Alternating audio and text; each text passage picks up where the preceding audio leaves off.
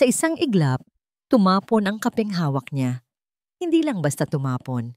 Sumabog ito na parang isang maliit na bulkan sa ibabaw ng napakaputing mga dokumento. Kumalat ang maitim at nanlalagkit na likido sa mga letrang mukhang napaka-importante.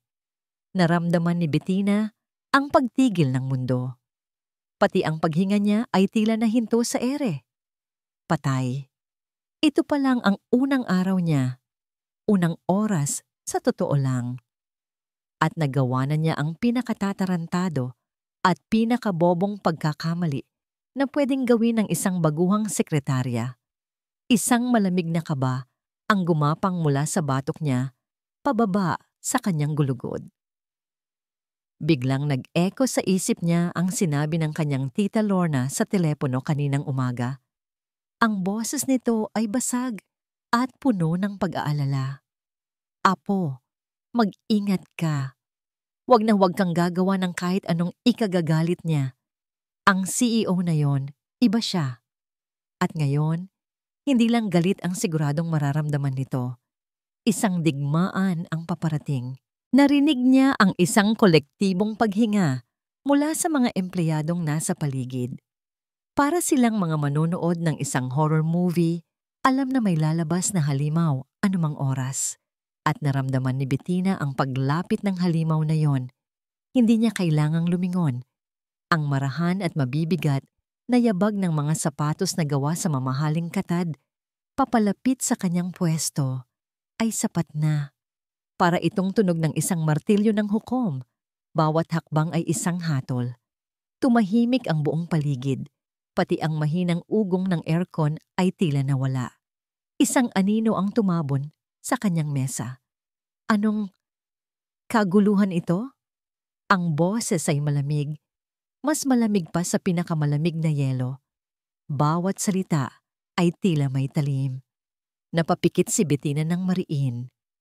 Ito na nga, ang Dragon CEO, ang halimaw ng Simpson Corporation, si Sir Kevin Simpson. Dahan-dahan niyang iminulat ang kanyang mga mata at itinaas ang kanyang paningin.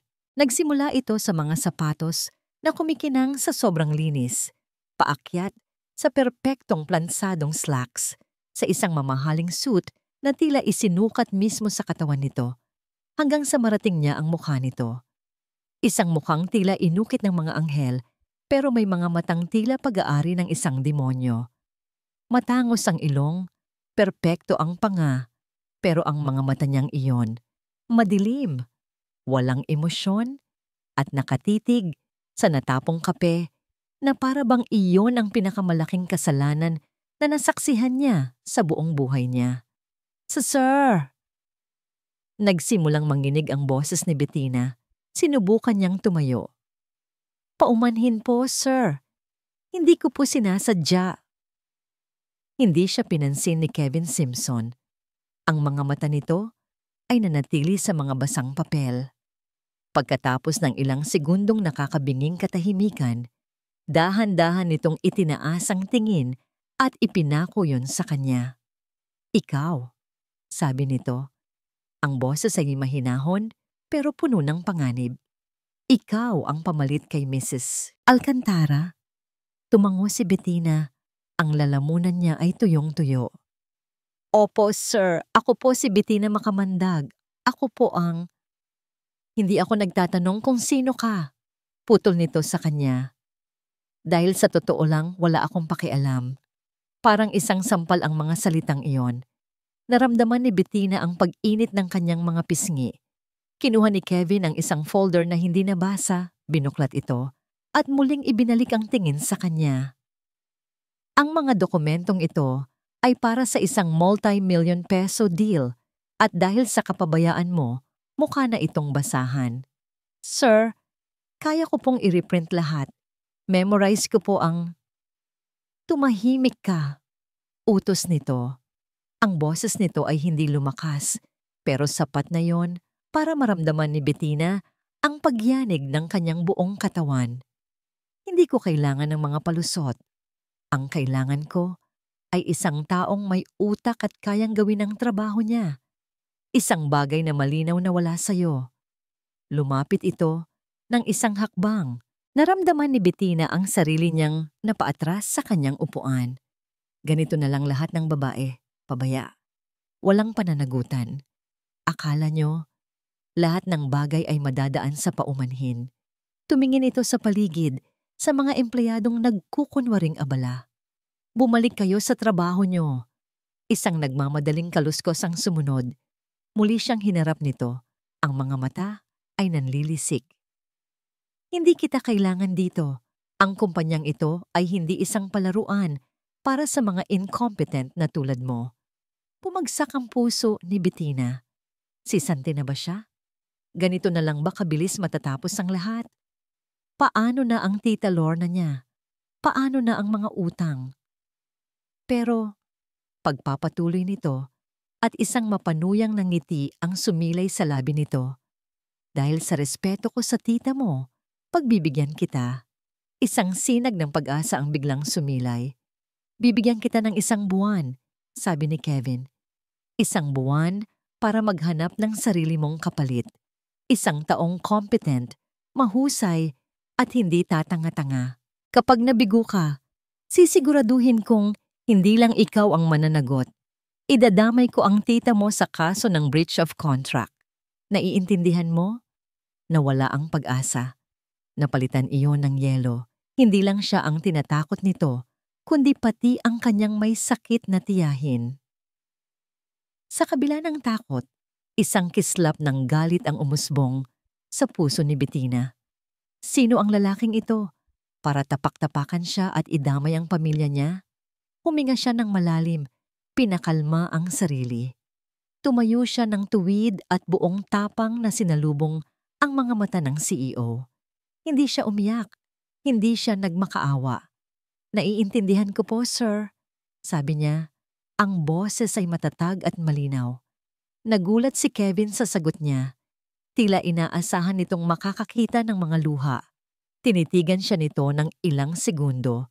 Sinusuri ang kanyang reaksyon. Pagkatapos, tumalikod ito na parang walang nangyari. Pero bago ito tuluyang umalis, huminto ito at muling nagsalita nang hindi lumilingon. Linisin mo ang kalat na yan. At ayoko nang makita ang pagmumukha mo sa buong araw na ito. At umalis na ito, nag-iwan ng isang landas ng takot at katahimikan. Napaupo si Bettina, ang mga binti niya ay nanghihina. Nanginginig ang kanyang mga kamay habang pinupulot niya ang mga basang papel. Pero sa gitna ng kanyang kahihiyan at takot, isang desisyon ang nabuo sa kanyang isipan. Hindi siya magpapatalo. Hindi siya aalis. Lalabanan niya ang halimaw na yon. Nang akala niyang tapos na ang lahat, bumalik si Kevin. Walang salitang lumapit ito sa mesa niya at may ibinagsak na isang makapal na folder. Ang lakas ng impact ay halos ikatalon ng mga gamit niya. Napatingala si Bettina, puno ng pagtataka. Unang trabaho mo, sabi ni Kevin. Ang muka ay blanko pa rin. Kabisaduhin mo ang pangalan at ang mga naging pagkakamali ng 5 sekretaryang sinisante ko bago ang tita mo. Baka may matutunan ka. Tumalikod ito at naglakad paalis. Good luck! Inaasahan ni Kevin na hindi na niya makikita ang pagmumukha ni Bettina makamandag kinabukasan. Sa kanyang karanasan, ang mga babaeng tulad nito, lalo na ang mga baguhan, ay karaniwang tumatakbo na lang pauwi pagkatapos ng unang sigaw. Umiiyak, nagrereklamo, at hindi na kailanman bumabalik. Iyon ang pattern. Iyon ang inaasahan. Kaya naman, nang pumasok siya sa opisina kinabukasan at nakita niya itong nakaupo ng tuwid sa kanyang mesa, mas maaga pa sa kanya. Isang hindi maipaliwanag na inis ang kumulo sa loob niya. Nandoon siya. Buhay na buhay. Tila hindi man lang naapektuhan ng nangyari kahapon. Nakasuot ng simpleng blusa at itim na palda. Abala sa pag-aayos ng mga dokumento na para bang pag-aari niya ang lugar. Napataas ang isang kilay ni Kevin. Matapang. Lumakad siya papunta sa kanyang opisina. Hindi ito binati, pero ramdam niya ang mga mata nito sa kanyang likuran. Ramdam niya ang pagtayo nito. "Good morning po, sir," sabi nito mula sa labas ng kanyang pinto. Hindi lumingon si Kevin. "Anong maganda sa umaga?" Sagot niya habang inilalapag ang kanyang briefcase. "Ang schedule ko para ngayong araw. I-email mo sa akin. Ngayon na." "Na-email ko na po, sir. Pagkapasok ko pa lang po kanina." Natigilan si Kevin. Lumingon siya at nakita ang seryosong mukha ni Bettina. Walang bakas ng takot. Walang bakas ng pag-aalinlangan. Tanging profesionalismo lamang. Umupo siya sa kanyang silya at binuksan ang kanyang laptop. At nandoon nga, isang email na may detalyadong itinerary. Bawat minuto ay nakaplano. Perpekto, masyadong perpekto. Isang masamang ideya ang nabuo sa kanyang isipan. Kung gusto ng babaeng ito ng laban, bibigyan niya ito ng isang digmaan na hindi nito malilimutan. Pinindot niya ang intercom. "Miss Makamandag, pumasok ka." Agad itong pumasok. "Sir, may pagbabago sa schedule," sabi ni Kevin habang nagtatype ng mga bagong appointment na sadya niyang ginawang imposible. Isang meeting sa Makati ng 10 a.m. kasunod ng isang site visit sa Quezon City ng 11:30 a.m. at isang lunch meeting pabalik sa BGC ng 1 p.m. Imposible, lalo na sa traffic ng Maynila. I-reschedule mo lahat yan. Siguraduhin mong mapupuntahan ko lahat. Walang pwedeng makancel. Ini-forward niya ang email dito. Gawan mo ng paraan. Yan ang trabaho mo. Tumingin si Bettina sa screen ng kanyang tablet. Ang mga kilay ay bahagyang nagsalubong habang pinag-aaralan ng schedule. Inaasahan ni Kevin na magrereklamo ito na sasabihing imposible ang pinapagawa niya. Pero hindi. Pagkatapos ng 1 minuto ng katahimikan, tumingin ito sa kanya. "Sir, may isa lang po akong tanong." "Ano?" Iritableng sagot ni Kevin. "Yung meeting po sa Makati, ang nakalagay po sa agenda ay preliminary discussion. Yung site visit naman po sa QC ay final inspection. Tama po ba?" Napakunot ang noo ni Kevin. "Oo. Anong koneksyon niyan?" "Sir, kung preliminary discussion pa lang po ang sa Makati, pwede po nating i-request na gawing video conference na lang. Makakatipid po tayo ng halos 2 oras sa biyahe. At dahil po doon, magiging mas mahaba ang oras natin para sa final inspection sa QC na mas importante. Tapos, ang lunch meeting po sa BGC ay magiging sakto lang sa oras." Natulala si Kevin. Hindi ito nagreklamo. Hindi ito sumuko. Sa halip humanap ito ng solusyon. Isang solusyon na lohikal. Isang solusyon na hindi niya naisip. Isang nakakainis na kislap ng paghanga ang dumaan sa kanyang isipan. Mabilis niya itong iwinaksi. "Gawin mo ang gusto mong gawin," sabi niya. Pilit na pinapalamig ang kanyang boses. "Basta siguraduhin mong hindi ka magkakamali." "Opo, sir." Tumango ito at akmang lalabas na nang biglang bumukas ang pinto ng opisina ni Kevin.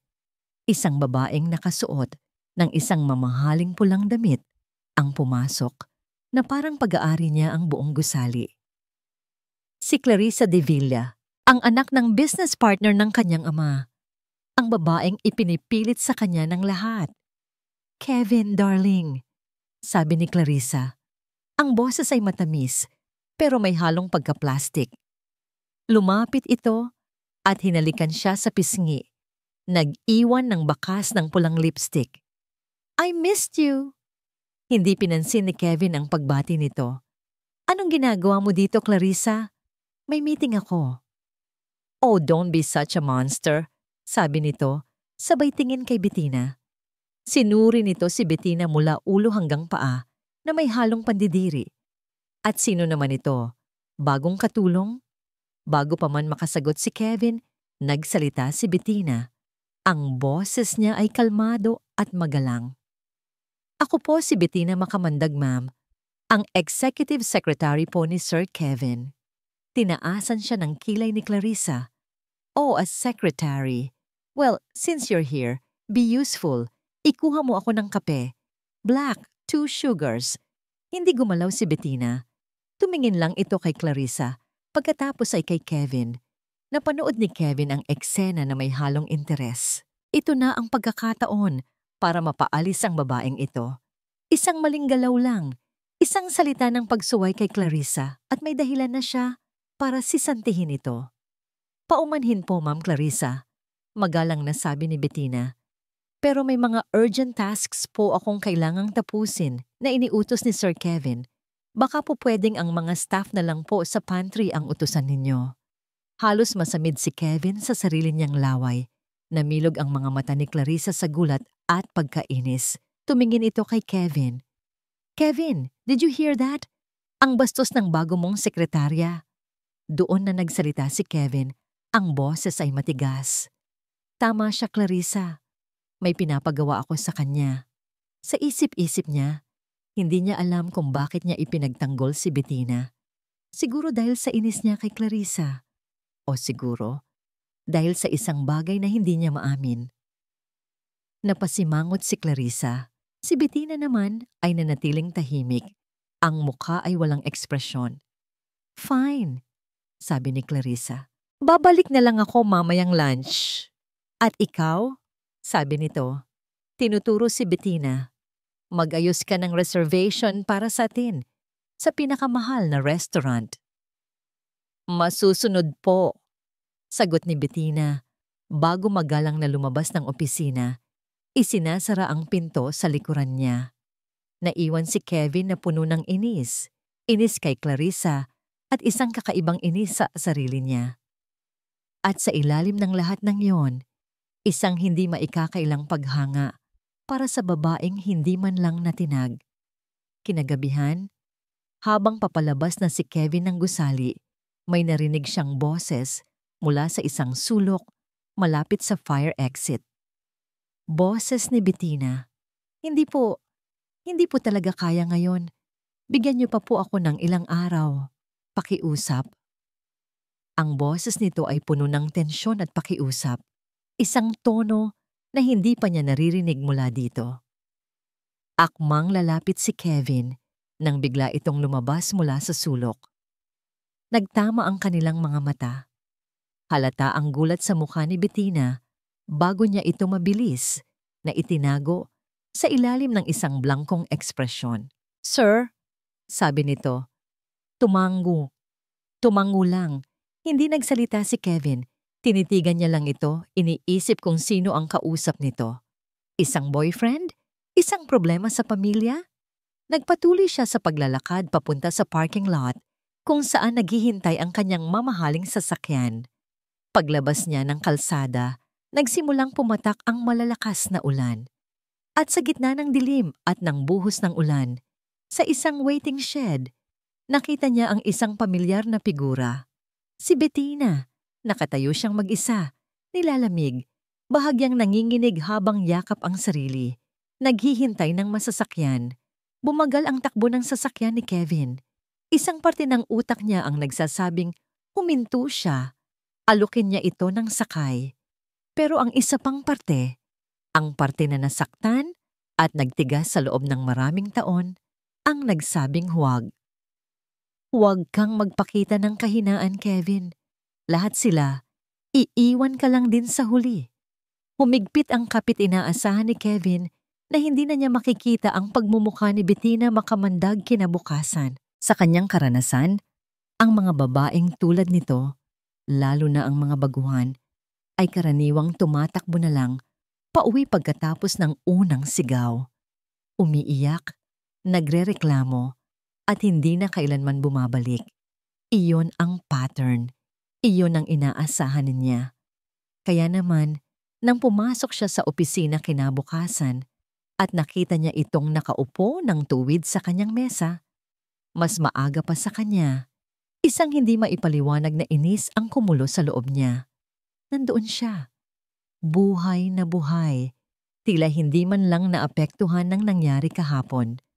Nakasuot ng simpleng blusa at itim na palda. abala sa pag-aayos ng mga dokumento na para bang pag-aari niya ang lugar. Napataas ang isang kilay ni Kevin. Matapang. Lumakad siya papunta sa kanyang opisina. Hindi ito binati. Pero ramdam niya ang mga mata nito. Sa kanyang likuran, ramdam niya ang pagtayo nito.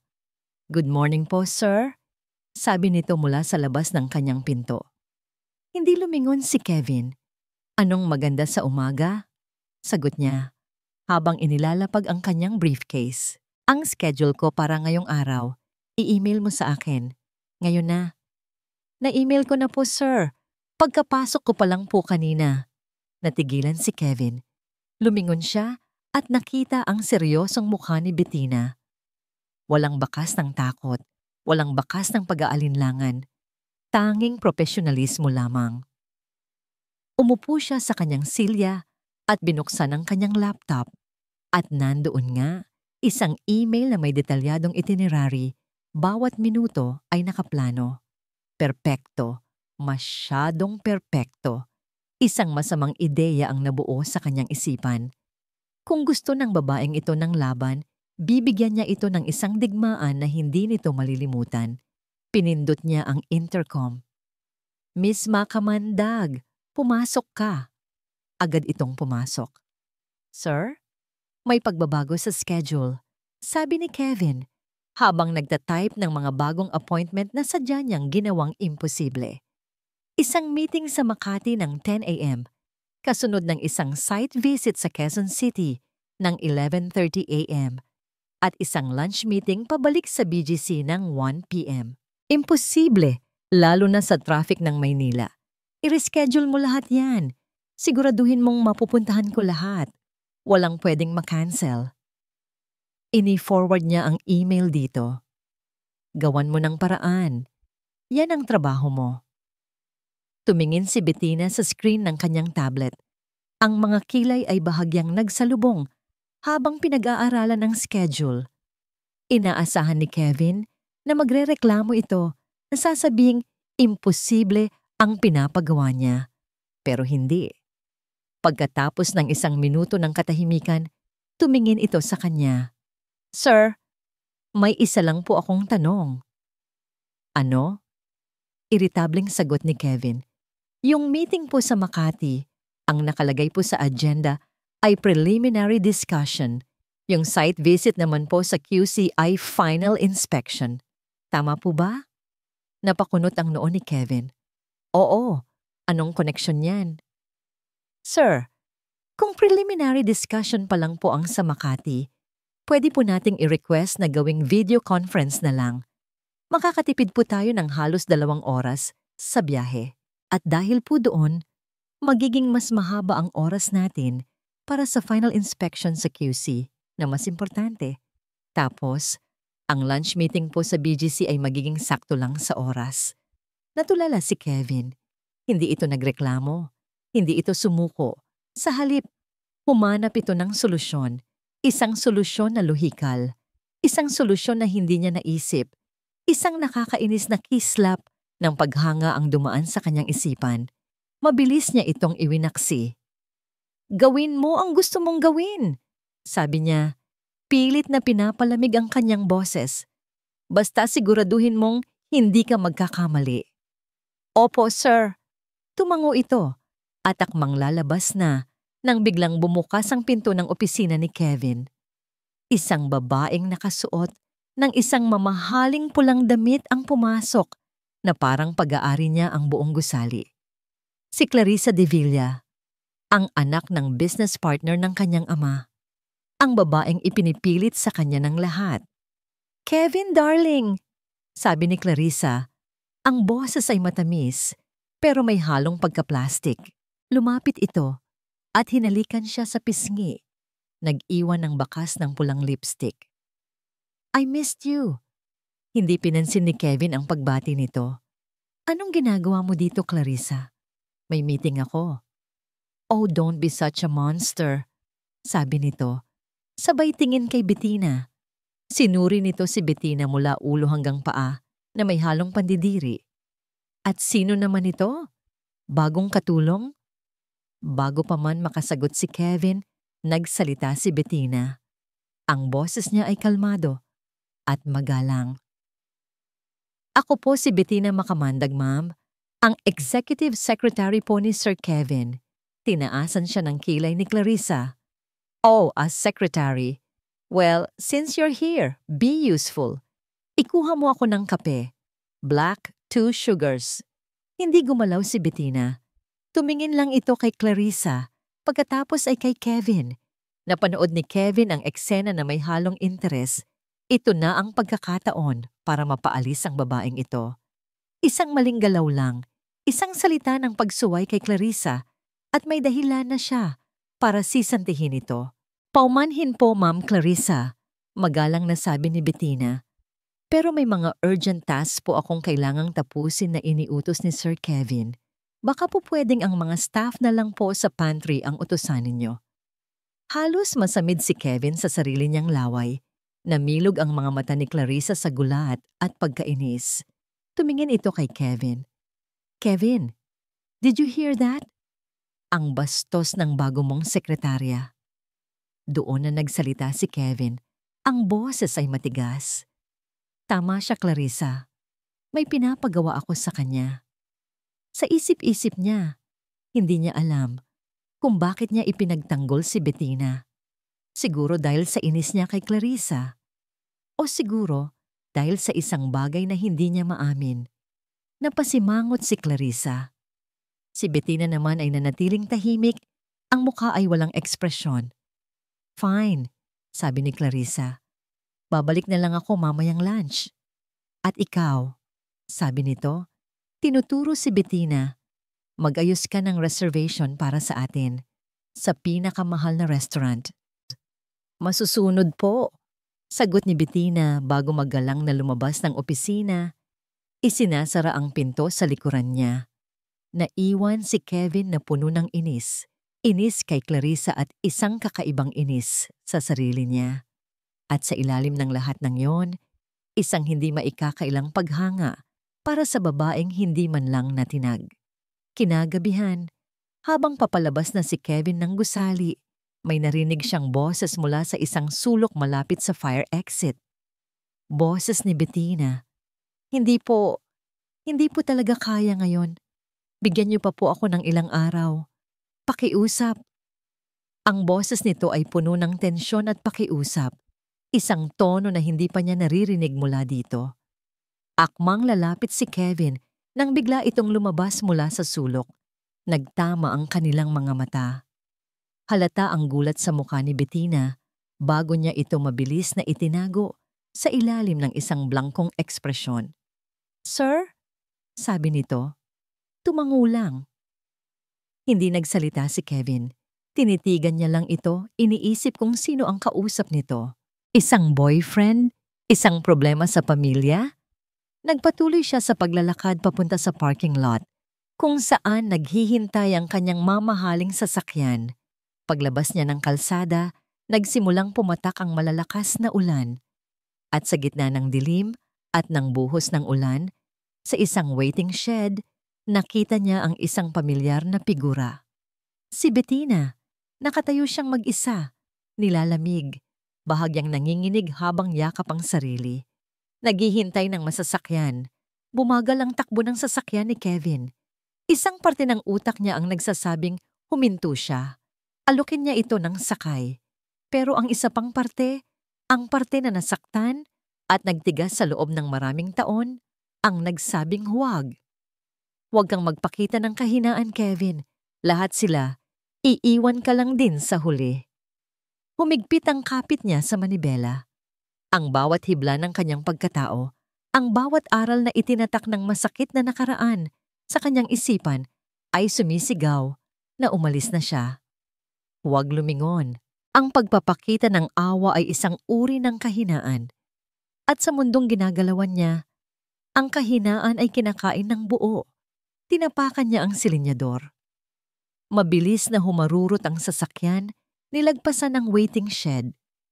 Sa kanyang rearview mirror, kitang-kita niya ang figura ni Bettina. Paliit ng paliit. Isang malungkot na imahe sa gitna ng malakas na ulan. Hindi ito lumingon sa kanyang paparating na sasakyan. Tila ba wala itong inaasahang tulong mula sa kahit sino. Sa isang iglap, nawala na ito sa kanyang paningin.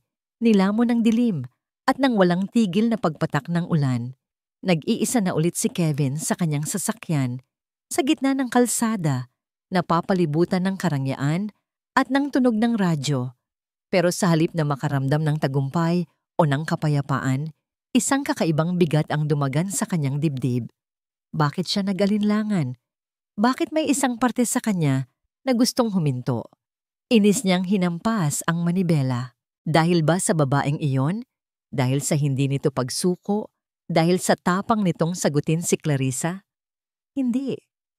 Hindi maaari. Isa lang siyang empleyado. Isang problema na kailangan niyang alisin sa loob ng isang buwan-uwan. At iyon lang. Pero habang binabagtas niya ang daan pauwi sa kanyang malaki at tahimik na penthouse, ang imahe ng isang babaeng nanginginig sa gitna ng ulan ay paulit-ulit na bumabalik sa kanyang isipan. At sa unang pagkakataon, sa loob ng napakaraming taon, naramdaman ni Kevin Simpson na hindi siya mapakali. Kinabukasan, alam ni Bettina na may mali sa kanyang katawan. Para bang may nakadagan na mabigat na bagay sa ulo niya at ang lamig na nararamdaman niya ay hindi galing sa aircon ng opisina, kundi nanggagaling sa loob mismo ng kanyang mga buto. Bawat paggalaw niya ay mabagal. Bawat pagtipa sa keyboard ay tila isang napakabigat na gawain. Nilalagnat siya. Mataas. Pero hindi siya pwedeng umabsent. Hindi sa unang linggo niya. Hindi habang nakasabit sa isang sinulid ang trabaho niya at ang kapakanan ng kanyang tita Lorna. Ang pag-absent ay isang senyales ng kahinaan at alam niyang si Kevin Simpson ay parang isang pating na handang lapain ang anumang may bahid ng dugo sa tubig. Kaya tiniis niya. Uminom siya ng gamot, naghilamos ng malamig na tubig at pilit nang ngumiti sa mga kasamahan niya. Pilit niyang itinago ang panginginig ng kanyang mga kamay. "Kape po, sir." Inilapag niya ang tasa sa mesa ni Kevin. Maingat na hindi ito matatapon tulad ng unang araw. Napansin niyang bahagyang tumaas ang kilay nito. Tila sinusuri kung may mali ba sa timpla. Hindi ito nagsalita, na para kay Bettina ay isang magandang senyales. Buong umaga, sinubukan niyang mag-focus. Nagawa naman niya, pero pakiramdam niya ay doble ang effort na kailangan niya para sa mga simpleng gawain.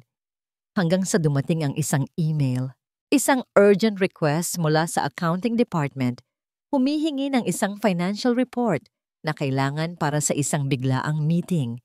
Mabilis na kumilos si Bettina. Hinanap niya ang file sa computer. Nakita niya ito. Q3 Financial Report. Draft a doc. Yun na siguro yon. Nangihina ang mga kamay. Inattach niya ito sa email at mabilis na isinend. Pagkalipas ng 5 minuto, tumunog ang intercom. Ang tunog niyon ay parang isang alarm ng sunog sa kanyang nanginginig na sistema. "Miss Makamandag, sa opisina ko. Ngayon din."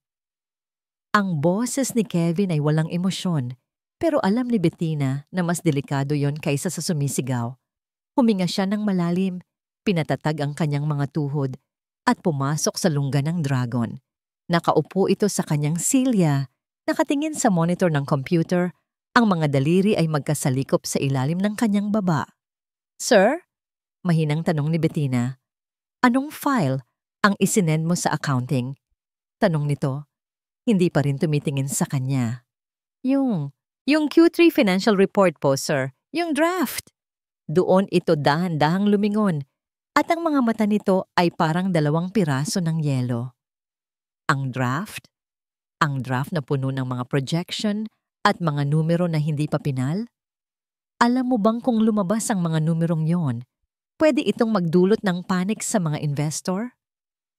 Nanlaki ang mga mata ni Bettina. Naramdaman niya ang pagkawala ng kulay sa kanyang mukha. "Sir, paumanhin po.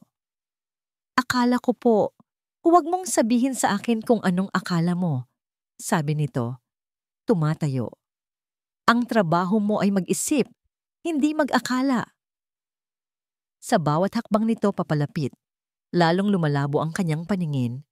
Ang boses ni Kevin ay tila nagmumula sa isang malayong lugar. Gusto niyang magpaliwanag, gusto niyang humingi ng tawad, gusto niyang sabihin na masama ang pakiramdam niya. Pinilit niyang tumayo ng tuwid para humarap sa parusa. "Sir, ako po ang may kasalanan. Aayusin ko po." Pero pagtayo niya, biglang umikot ang kanyang buong mundo. Ang sahig ay tila naging alon. Ang mga ilaw sa kisame ay naging mga bituing sumasayaw. "Sir?" Iyon na lang ang huling salitang lumabas sa kanyang bibig. Nawalan ng lakas ang kanyang mga tuhod. Naramdaman niya ang kanyang katawan na bumabagsak. Inihanda niya ang sarili para sa malamig at matigas na sahig. Pero hindi sahig ang sumalo sa kanya. Isang pares ng malakas na braso ang biglang pumulupot sa kanyang baywang. Isang matigas na dibdib ang kanyang sinandalan. Ang amoy ng mamahaling pabango na may halong amoy ng kape ay biglang yumakap sa kanya. Iminulat niya ang kanyang mga mata at ang mukha ni Kevin Simpson ang una niyang nakita. Ilang pulgada lang ang layo sa kanya. Ang mga mata nitong laging puno ng galit at lamig ay ngayon ay may bahid ng gulat, pag-aalala. "Anong problema mo?" sigaw nito. Pero ang mga braso nito ay lalong humigpit sa kanya. Tinitiyak na hindi siya babagsak. Inilapat nito ang likod ng palad nito sa kanyang noo. "Ang init mo!" bulong nito. Mas para sa sarili niya kaysa para kay Bettina. "May lagnat ka. Ang tanga-tanga mo para pumasok ng may sakit." Dinala siya nito papunta sa isang sofa sa loob ng opisina. "Diyan ka lang. Huwag kang gagalaw." Umalis ito at pagbalik ay may dalang baso ng tubig. Inalalayan siya nitong uminom. Gulat na napatingin si Bettina sa bawat galaw nito. Ito ba talaga ang halimaw na kinatatakutan ng lahat? "Uuwi ka na," deklara nito. "Pero sir, yung trabaho ko." "Manahimik ka na lang kung ayaw mong iwan kita sa ospital," sabi nito. Kinuha ang bag ni Bettina at ang sarili nitong car keys. "Tara na." Walang nagawa si Bettina kundi sumunod. Inalalayan siya nito palabas ng opisina, sa gitna ng nagtatakang tingin ng lahat ng empleyado. Sa loob ng sasakyan, tahimik lang sila. Ang tanging maririnig ay ang ugong ng makina at ang malakas na buga ng aircon. Naramdaman ni Bettina ang panginginig dahil sa lagnat. Napansin ito ni Kevin. Walang salitang iniabot nito ang kamay sa dashboard at hininaan ng aircon. Itinaas nito ang temperatura hanggang sa maging komportable para sa kanya. Isang maliit na bagay, pero para kay Bettina, iyon ay isang napakalaking sorpresa. Nang makarating sila sa maliit na apartment building niya, inalalayan siya nito hanggang sa kanyang pinto. "Salamat po, sir," sabi ni Bettina. Nanginginig pa rin. Tumingin si Kevin sa loob ng kanyang maliit pero malinis na apartment. Ang simpleng sofa, ang maliit na kainan, ang mga librong nakaayos sa isang estante. Isang mundo na napakalayo sa mansyon na tinitirhan nito. "Magpahinga ka," sabi lang nito. Nang akala ni Bettina ay aalis na ito, nanatili itong nakatayo doon. Tila may malalim na iniisip. Pagkatapos, tumalikod ito at umalis ng walang paalam. Humiga si Bettina sa kanyang kama. Ang isip ay gulong-gulo. Ano ang nangyari? Bakit biglang nag-iba ang pakikitungo nito? Maya-maya, may kumatok sa kanyang pinto. Nag-aalangan siyang binuksan yon at walang tao. Ngunit sa sahig, may isang plastic bag. Nang buksan niya ito, nakita niya ang isang supot ng gamot para sa lagnat at isang container ng mainit na lugaw mula sa isang kilalang restaurant. Bumalik siya sa may pinto at sumilip sa bintana. Sa di kalayuan, nakita niya ang sasakyan ni Kevin Simpson na papaalis na sa kanilang kalye. Habang nakatingin siya sa gamot at lugaw, isang text message ang dumating sa kanyang cellphone. Galing sa isang numerong hindi niya kilala. Huwag na kitang makitang ganyang kamiserable bukas. Yan lang ang nakasulat. Walang pangalan. Walang anumang formalidad. Pero alam na alam ni Bettina kung kanino galing. Isinara niya ang pinto. Ang likod ay dahan-dahang dumaos-dos dito hanggang sa mapaupo siya sa sahig. Yakap-yakap niya ang mainit na container ng lugaw, hindi dahil sa gutom, kundi dahil sa init na unti-unting gumagapang sa kanyang dibdib, isang init na walang kinalaman sa kanyang lagnat. Ang lalaking yon, ang halimaw, ang walang pusong CEO na nagbanta sa kanya at sa kinabukasan ng kanyang pamilya, ay nag-alaga sa kanya, naghatid sa kanya pauwi, at bumili para sa kanya ng lugaw. Isang nangiti ang sumilay sa mga labi ni Bettina sa unang pagkakataon sa araw na yon. Isang nangiting pagod pero totoo. Marahil sa ilalim ng lahat ng yelo at galit, sa ilalim ng lahat ng pader na itinayo nito sa kanyang paligid, mayroon pa ring natitirang kaunting kabutihan sa puso ni Kevin Simpson. O baka naman, nag-iilusyon lang siya. Pero habang kinakain niya ang mainit na lugaw, sa gitna ng katahimikan ng kanyang maliit na apartment, hindi maiwasan ni Bettina na umasa. Sa unang pagkakataon, nakakita siya ng isang maliit na bitak sa perpektong pader ng halimaw. At naisip niya, baka sakali lang. Siya ang taong kayang sirain ang pader na yon ng tuluyan. May nagbago. Hindi ito masabi ni Kevin sa salita, pero ramdam na ramdam niya ito sa hangin. Pagkatapos ng araw na yon, ang araw na binuhat niya si Bettina, ang araw na bumili siya ng lugaw na parang isang tanga, nagkaroon ng isang hindi nakikitang linya na kanilang tinawid. Hindi na siya nito tinitingnan na may purong takot. Mayroon ng halong pagtataka. At sa panig naman niya, hindi na niya ito tinitingnan bilang isang simpleng, nakakainis na problema. Naging isang komplikadong palaisipan si Bettina makamandag na hindi niya maiwasang pag-isipan. Naging mas tahimik ang kanilang mga interaksyon, mas maingat, pero mas puno ng kahulugan. Isang hapon, papunta sila sa isang importanteng meeting sa kabilang building. Sabay silang pumasok sa elevator, sila lang dalawa. Nang magsara ang pinto, biglang namatay ang ilaw at huminto ang elevator. Isang malutong na mura ang gustong kumawala sa bibig ni Kevin, pero pinigilan niya. "Okay ka lang?" tanong niya sa dilim. "Opo, sir," sagot ni Bettina. Ang boses nito ay kalmado, walang bakas ng panik. Ilang segundo ng katahimikan. Sa dilim, mas naging matalas ang ibang pandama ni Kevin. Naamoy niya ang mahinhing amoy ng shampoo nito. Parang amoy ng bulaklak pagkatapos ng ulan. Narinig niya ang halos hindi marinig na tunog ng paghinga nito. Biglang umalog ng malakas ang elevator. Sa gulat, nawalan ng balanse si Bettina at napasandal ito sa kanya. Agad na ipinulupot ni Kevin ang isang braso sa baywang nito para hindi ito matumba. Ang katawan nito ay maliit at mainit sa kanyang mga braso. Ang puso niya ay biglang bumili sa isang paraan na hindi pamilyar. Isang paraan na wala sa kontrol niya. Ang tagal ng ilang segundo na yon. Hindi siya bumitaw. Hindi rin ito gumalaw. Nananatili lang silang ganoon. Sa gitna ng dilim, ang init ng katawan ng isa't isa, ang tanging nagbibigay ng katiyakan. Pagkatapos, bumalik ang ilaw at dahan-dahang umandar muli ang elevator. Agad na bumitaw si Kevin para siyang napaso.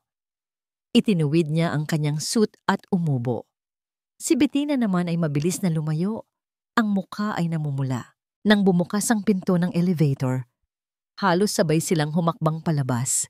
Hindi nag-iimikan, pero parehong alam na may nangyari sa maikling sandaling iyon. Ang kapayapaang iyon ay hindi nagtagal. Kinabukasan, parang isang bagyo, dumating si Clarissa sa opisina, dala-dala ang 2 lunchbox. "Surprise, darling!" sabi nito.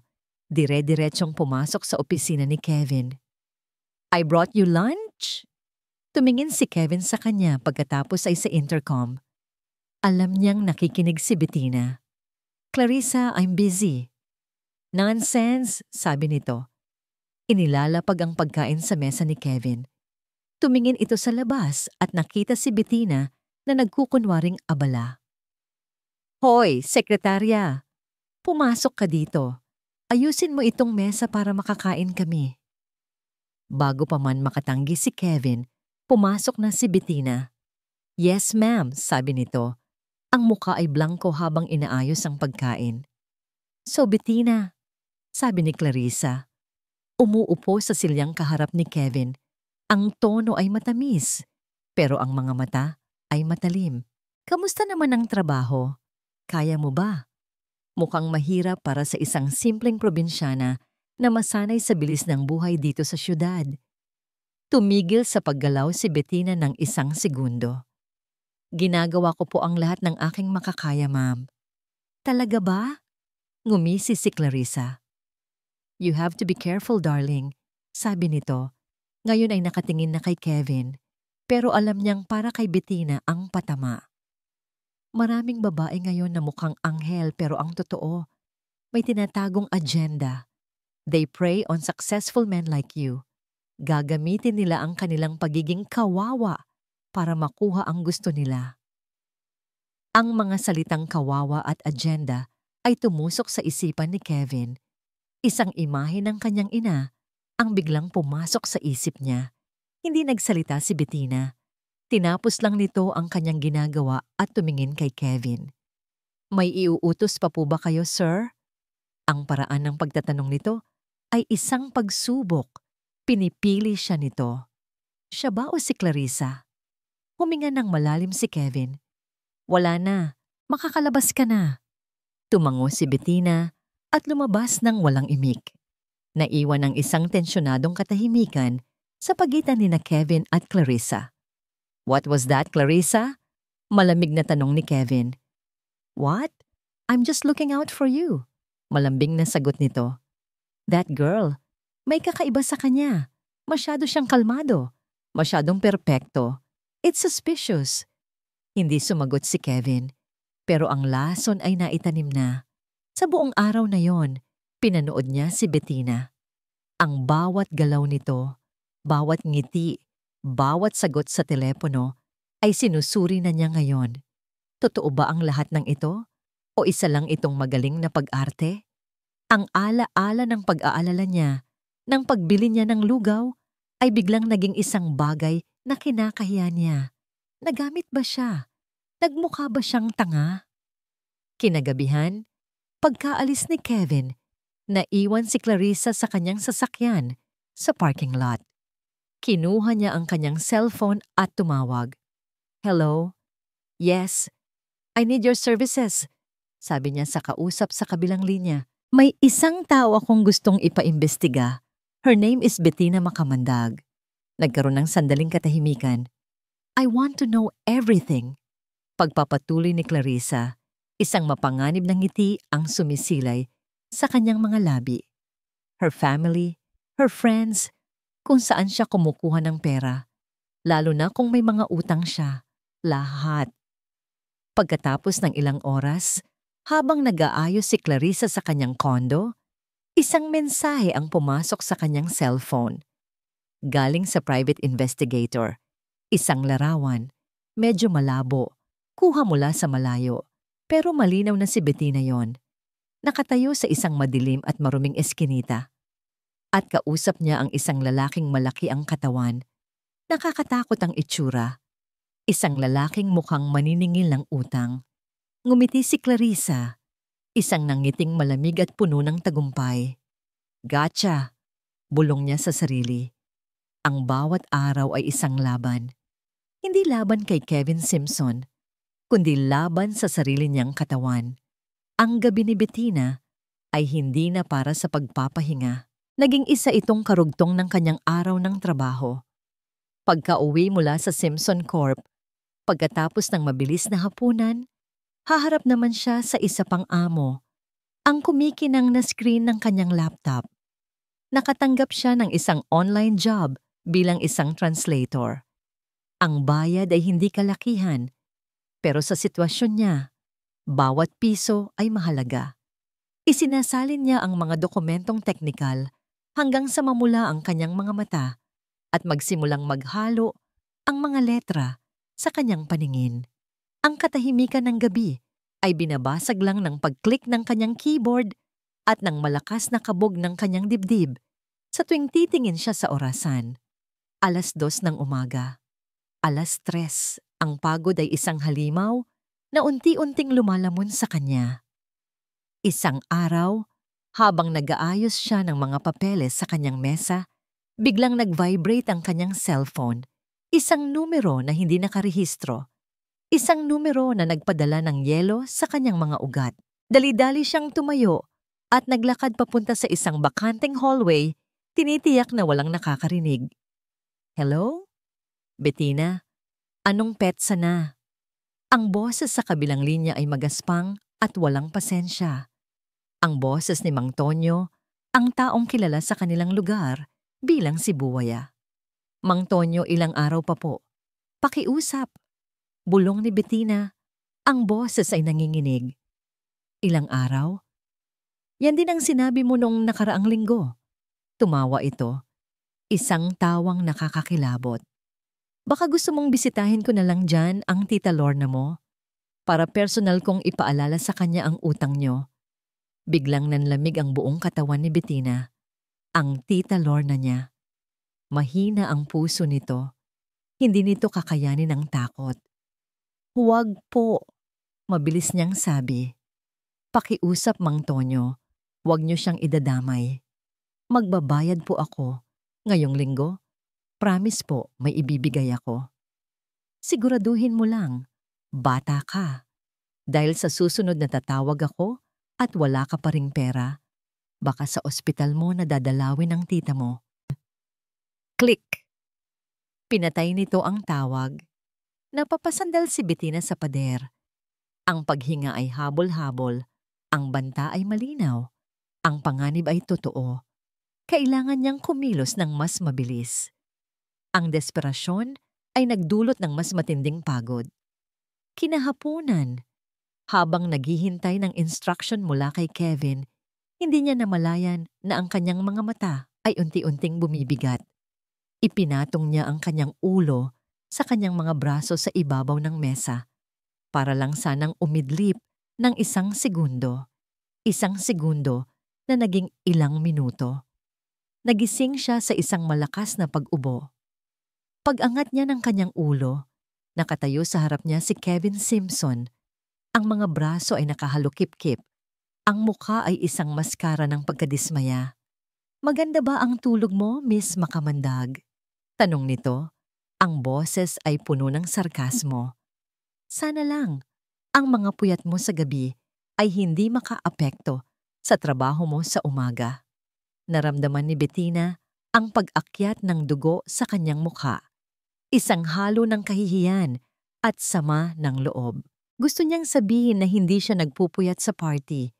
Gusto niyang isigaw na nagtatrabaho siya hanggang madaling araw para lang mabuhay. Pero anong sasabihin niya? Hindi pwede. Ang kahinaan ay hindi isang option sa harap ng lalaking ito.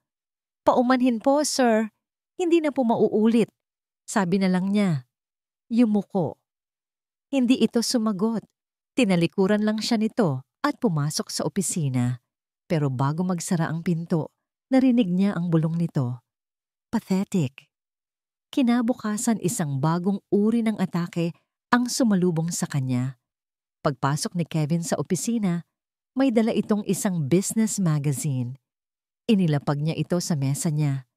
Sa mismong tapat ng pwesto ni Bettina, ang cover story, CEOs and Scandals, How Gold Diggers Target the Rich and Powerful. Alam ni Bettina na hindi iyon aksidente. Alam niyang iyon ay isang mensahe, isang patama.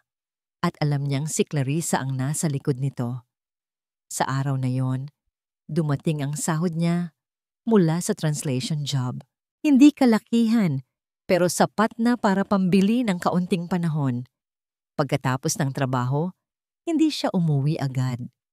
Nagpunta siya sa isang lugar na madilim at tagong-tago.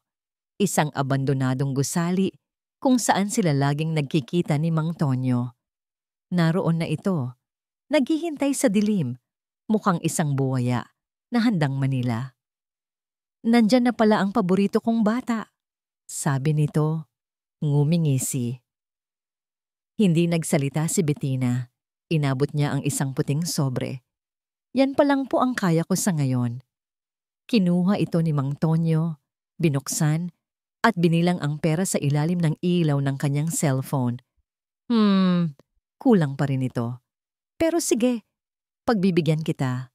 Pero sa susunod na linggo, doblehin mo yan, ha?" Tumangulang si Bettina. Ang lalamunan ay tila may bara. "Sige, umalis ka na," sabi nito. Bago pa magbago ang isip ko, mabilis na tumalikod si Bettina at naglakad palayo. Ang bawat hakbang ay mabigat. Nakahinga siya ng kaunting luwag dahil nabigyan siya ng palugit.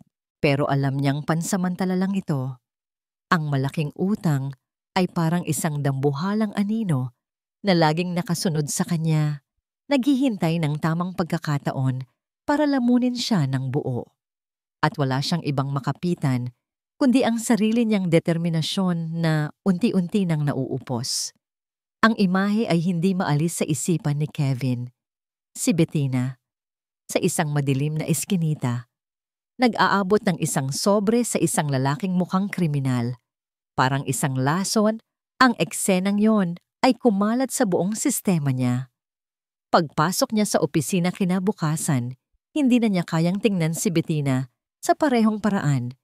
Bawat "Good morning sir" ni nito, bawat pag-aasikaso nito sa kanyang mga pangangailangan ay tila isang magaling na pag-arte. Sino ka ba talaga? Bettina Makamandag? Hindi niya ito tinanong. Hindi niya ito kinumpronta. Isang bagay ang natutunan niya mula sa kanyang ama. Bago ka umatake, siguraduhin mong hawak mo ang lahat ng baraha. Kinuha niya ang kanyang cellphone at tinawagan ang isang numero na para lamang sa mga importanteng kaso. Ang kanyang private investigator. "May ipapadala ako sa iyong litrato," malamig na sabi ni Kevin sa kabilang linya. "Alamin mo kung sino ang lalaking kasama niya. Lahat. Kung anong pangalan, anong trabaho, anong koneksyon niya sa babae. I want a full report by tomorrow." Kinabukasan, habang nasa kalagitnaan ng isang meeting, nag-vibrate ang kanyang cellphone. Isang email galing sa investigator. Binuksan niya ito. Subject: Antonio Flores. Aka buwaya. Occupation: loan shark, illegal moneylender. Background: notorious for high interest rates, employs violent methods for collection, has multiple unconfirmed complaints of harassment and intimidation. Connection to Bettina Makamdag. Subject's known associates have been seen near the residence of a certain Lorna Alcantara. Aunt. High probability of a significant family debt. Parang isang suntok sa sikmura ang bawat salitang binabasa ni Kevin. Loan shark. Utang. Pera. Lahat ng piraso ay nagdudugtong na. Ang pagod ni Bettina, ang mga palihim na tawag sa telepono, ang desperasyon sa boses nito nung isang gabi. Hindi ito dahil sa pag-ibig o sa pamilya, dahil sa pera. Ang babaeng ito ay desperada. At ang mga desperadong tao ay gumagawa ng mga desperadong bagay, tulad ng pag-target sa isang mayamang CEO. Isang mapait na ngiti ang sumilay sa kanyang labi. Tama si Clarissa. Tama ang kutob niya. Pero may isang bagay na bumabagabag sa kanya. Ang pangalang buwaya. Bakit parang pamilyar ito? Parang isang pangalan mula sa isang malayong panaginip. Isang masamang panaginip. Pagkatapos ng meeting, kinulong niya ang sarili sa kanyang opisina. Binuksan niya ang kanyang personal files sa computer, hinanap ang archive ng kumpanya. Nag-type siya ng isang salita. Buwaya. Isang file ang lumabas. Isang lumang file. Nakalock at nakaklasify bilang confidential. Gamit ang kanyang CEO access, binuksan niya ito. Ang laman noon ay mga report tungkol sa isang financial anomaly. Isang attempted hostile takeover. Maraming taon na ang nakalipas. Isang gulo na mabilis na sinupil ng kanyang ama bago pa man ito lumabas sa media. Ang pangalan ng taong ginamit ng kanilang kalaban para sa dirty work ay nakasulat doon. Antonio Buwaya Flores. Pero hindi iyon ang nagpatigil sa paghinga ni Kevin. Ang petsa sa file. Year 99. Ang taon. Ang mismong taon kung kailan umalis ang kanyang ina. Biglang bumalik ang isang alaala. Hindi malinaw. Parang isang pira-pirasong panaginip. Gabi. Sigawan mula sa library ng kanilang mansyon. Ang galit na boses ng kanyang ama. Ang umiiyak na boses ng kanyang ina. Hindi ko na kaya ang buhay na ito, Ricardo. Ang mga sikreto mo, ang mga taong sangkot sa'yo, pati yang buwaya na yan. Manahimik ka. Ginagawa ko ito para sa pamilya natin, para sa pangalan natin. Bumagsak si Kevin sa kanyang upuan, ang dalawang magkaibang piraso ng kanyang buhay, ang masakit na nakaraan kasama ang kanyang ina, at ang magulong kasalukuyan kasama si Bettina, ay biglang nagbanggaan sa isang paraan na hindi niya inaasahan. Hindi ito pwedeng maging koinsidensya. Kinagabihan, umuwi siya sa mansyon ng kanyang mga magulang. Naabutan niya ang kanyang ama na nagbabasa ng dyaryo sa library. "Dad," sabi ni Kevin, ang boses ay seryoso. "Kailangan nating mag-usap." Tumingala si Ricardo Simpson. "Kevin, anong ginagawa mo dito?" "Buwaya," sabi lang ni Kevin. Nakita niya ang pagbabago sa mukha ng kanyang ama. Isang kislap ng gulat na mabilis nitong itinago sa ilalim ng isang iritadong ekspresyon. "Anong sinasabi mo? Anong tungkol sa kanya?" "May kinalaman ba siya sa pag-alis ni Mama?" Diretsong tanong ni Kevin. Tumamayo ang kanyang ama. Ang mukha ay namumula sa galit. "Huwag na nating hukayin ang nakaraan. Matagal nang tapos ang isyong yan. Ang nanay mo iniwan niya tayo. Ganoon lang yon. At wala kang pakialam sa mga lumang negosyo ng kumpanya. Pero, wala nang pero-pero. Bumalik ka sa trabaho mo at huwag kang manggulo dito." Sigaw nito. Alam ni Kevin na wala siyang makukuhang sagot. Pero ang galit ng kanyang ama ay sapat ng kumpirmasyon na may itinatago itong malaking malaki.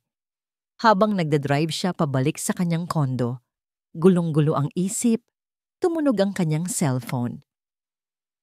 Si Clarissa. "Kevin, darling."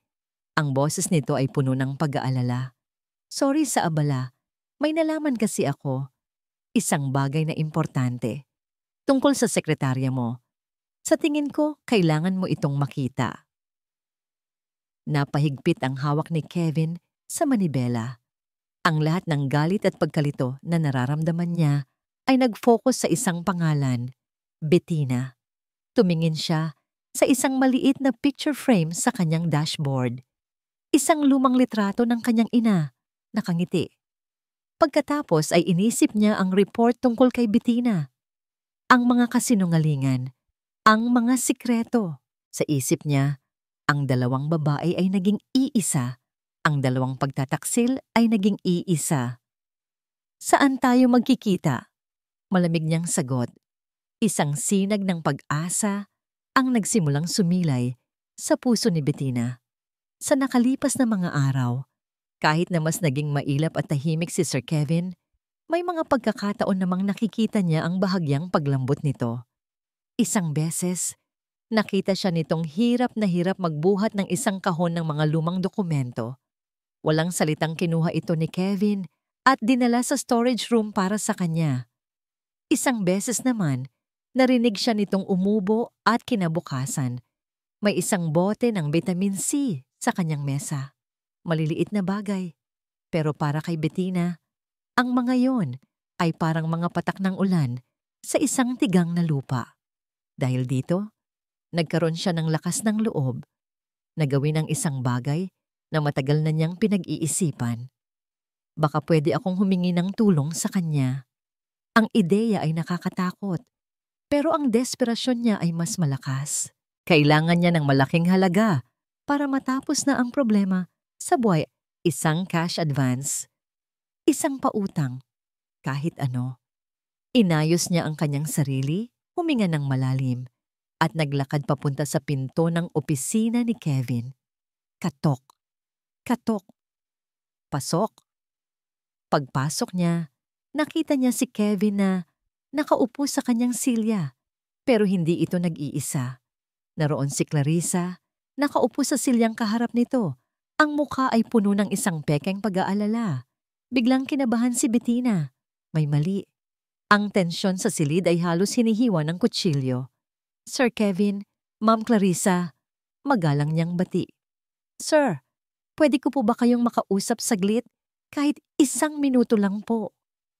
Ngumiti si Clarissa, isang nangiting hindi abot sa kanyang mga mata. Actually, Bettina, mabuti na nandito ka. Ikaw kasi ang topic ng usapan naman namin. Napatingin si Bettina kay Kevin. Ang mukha nito ay parang isang pader na gawa sa bato. Walang emosyon, walang mababasa. Ang mga mata nito na minsan niyang nakitang may bahid ng pag-aalala ay ngayon ay malamig na parang yelo sa Antarctica. Umupo ka, utos ni Kevin. Nanginginig ang mga tuhod na umupo si Bettina sa kabilang silya. Inilapag ni Clarissa ang kanyang mamahaling handbag sa mesa at may inilabas mula roon. Isang brown envelope. Dahan-dahan niyang inilabas ang laman nito at ikinalat sa mesa. Para itong isang eksena mula sa isang masamang panaginip. Ang mga litrato, siya, sa isang madilim na eskinita, kausap si Buwaya. Isang kopya ng kasulatan ng utang ng kanyang tita Lorna. Ang pangalan nito at ang napakalaking halaga ay naka-highlight. Isang listahan ng mga dates at halaga ng perang na ibigay niya. Pamilyar ka ba dito, Bettina? Tanong ni Clarissa. Ang boses ay matamis na parang lason. Hindi makapagsalita si Bettina. Ang hangin ay tila ninakaw mula sa kanyang mga baga. Ang lahat ng kanyang mga sikreto, ang lahat ng kanyang mga kinatatakutan, ay nakalatag ngayon sa isang mamahaling mesa para pagpistahan. Pinaliwanag ko na kay Kevin ang lahat. Pagpapatuloy ni Clarissa, tumitingin kay Kevin na may halong awa. Kung paano niyo plinano ito ng tita mo. Kung paano siya biglang nag-retire para maipasok ka dito. Kung paano mo unti-unting sinubukan na makuha ang simpatya at tiwala ng isang mabuting tao para lang sa pera. Hindi. Bulong ni Bettina. Ang mga luha ay nagsisimula nang mamuo sa kanyang mga mata. Tumingin siya kay Kevin, naghahanap ng kahit anong senyales ng pagdududa, ng kahit anong bakas ng tiwala. Sir Kevin, pakinggan niyo po ako. Pero ang nakita niya ay isang mukhang puno ng pagkasuklam. Naalala ni Kevin ang lahat. Ang natapong kape, ang pagkakasakit nito, ang eksena sa elevator. Lahat ng iyon ay tila bahagi ng isang malaking plano, isang script, at siya ang tangang bida na naniwala. Ang sakit ng pag-abandona ng kanyang ina, na pinipilit niyang ibaon sa limot ay biglang bumalik. Ang pakiramdam na pinagtaksilan, ang pakiramdam na ginamit, ang lahat ng yun ay bumuhos at nag-focus sa babaeng nasa harap niya. Totoo ba, Miss Makamandag? Tanong ni Kevin. Ang bawat salita ay mabigat at puno ng pinal na hatol. May malaki ba kayong utang sa isang loan shark? Walang silbi ang pagsisinungaling. Tumango si Bettina, isang butil ng luha ang pumatak sa kanyang kamay. Opo, sir. Pero hindi po yan ang... At ginagamit mo ba ang posisyon mo dito para subukang solusyonan ang problemang yan? Sir, kailangan ko po ng trabaho. Pero hinding-hindi ko po... Isang tanong, isang sagot lang, Miss Makamandag. Nagtagpo ang kanilang mga mata. Ang sa kanya ay nagmamakaawa. Ang kay Kevin ay sarado na. Puno ng galit at ng sakit na matagal nang kinikimkim. Nakita ni Bettina sa mga mata nito na tapos na ang lahat. Kahit anong sabihin niya, hindi na ito maniniwala. Ang laso ni Clarissa ay masyado nang mabisa. Napayuko si Bettina, talunan. Opo, mahina niyang sagot. Isang nakakabinging katahimikan ang bumalot sa silid. Pagkatapos, tumayo si Kevin. Inayos niya ang kanyang suit, isang kilos na tila naglalagay ng pader sa pagitan nila. Lumakad siya papunta sa intercom sa kanyang mesa. Sir, pakiusap. Pagmamakaawa ni Bettina. Tumatayo na rin. Pero hindi siya pinansin ni Kevin. Pinindot nito ang intercom. Ang boses nito, nang magsalita ito, ay malinaw at malakas na naririnig sa buong palapag. Security, this is Kevin Simpson. Nanigas si Bettina sa kanyang kinatatayuan. Miss Makamandag? Sabi ni Kevin, hindi tumitingin sa kanya. Ang mga mata ay nakapako sa bintana na parang mas importante pa ang traffic sa labas kaysa sa nagmamakaawang babae sa harap niya. Ang interview mo para sa permanenteng posisyon ay tapos na. Tumingin ito sa kanya at sa isang iglap, nakita ni Bettina ang lalaki mula sa unang araw. Ang halimaw, ang walang awa na CEO. You're fired. Linisin mo ang gamit mo at umalis ka na sa building na ito sa loob ng 10 minuto. Parang isang panaginip, isang masamang panaginip kung saan gumagalaw ka, pero walang tunog. Nakatayo lang si Bettina sa gitna ng opisina ni Kevin, pero hindi na niya naririnig ang sinasabi nito. Ang tanging naririnig niya ay ang malakas at mabilis na dagundong ng sarili niyang puso na tila gustong kumawala sa kanyang dibdib. Fired. Ang isang salitang iyon ay umalingaw-ngaw sa kanyang isipan, paulit-ulit, na parang isang sirang plaka. Nakita niya ang isang ngiti ng tagumpay sa mga labi ni Clarissa. Isang nangiting demonyo. Hindi siya umiyak. Hindi siya sumigaw. Isang kakaibang pamamanhid ang bumalot sa buong katawan niya. Tumalikod siya at lumabas ng opisina nang hindi na muling tumitingin kay Kevin. Paglabas niya, ang lahat ng mata ay nasa kanya. Ang mga katrabaho niya na sa loob ng 1 buwan ay naging mga kaibigan niya. Ang mga taong nakangiti sa kanya tuwing umaga. Lahat sila ay nakatingin ngayon na may halong awa at pagtataka. Narinig nilang lahat mula sa intercom. Walang nagsalita. Ang dating maingay na opisina ay naging tahimik na parang isang sementeryo. Naglakad siya papunta sa kanyang mesa. Ang mesang sa loob ng 1 buwan ay naging kanyang munting mundo. Ang mesang meron pa ring bote ng vitamin C sa isang sulok. Kinuha niya ang kanyang maliit na bag. Inilagay ang kanyang pitaka at cellphone. Hindi niya kinuha ang bote ng bitamina. Hindi niya kailangan ng kahit anong alaala. Habang naglalakad siya papunta sa elevator, dumaan siya sa pwesto ni Clarissa na nakatayo malapit sa pinto ng opisina ni Kevin na parang isang reyna na nagmamasid sa kanyang nasakop na teritoryo. Sayang! Bulong ni Clarissa. Sapat lang para marinig ni Bettina. Magaling ka pa naman sanang magtimpla ng kape. Hindi pinansin ni Bettina. Nagpatuloy lang siya sa paglalakad. Ang bawat hakbang papalayo sa mesang yon, papalayo sa opisinang yon, ay parang 1 milya ang layo. Nang pumasok siya sa elevator at nagsara ang pinto, doon lang niya pinakawalan ang hiningang kanina pa niya pinipigilan. Sumandal siya sa malamig na metal na dingding at sa wakas, isang luha ang tumulo mula sa kanyang mata. Pagkatapos ay isa pa at isa pa. Paglabas niya ng gusali, ang maliwanag na sikat ng araw ay parang isang insulto. Paanong nagpapatuloy ang mundo na parang walang nangyari? Paanong masaya pa rin ang mga tao sa paligid? Umupo siya sa waiting shed kung saan minsan siyang nakita ni Kevin. Ang waiting shed kung saan nagsimula ang lahat ng kanyang maling akala. Kinuha niya ang kanyang cellphone, isang text message para sa Tita Lorna niya. Tita, okay lang po ako. Medyo maaga lang po akong pinauwi ngayon. Huwag po kayong mag-alala. Isang kasinungalingan. Isa pang kasinungalingan para protektahan ang mga taong mahal niya.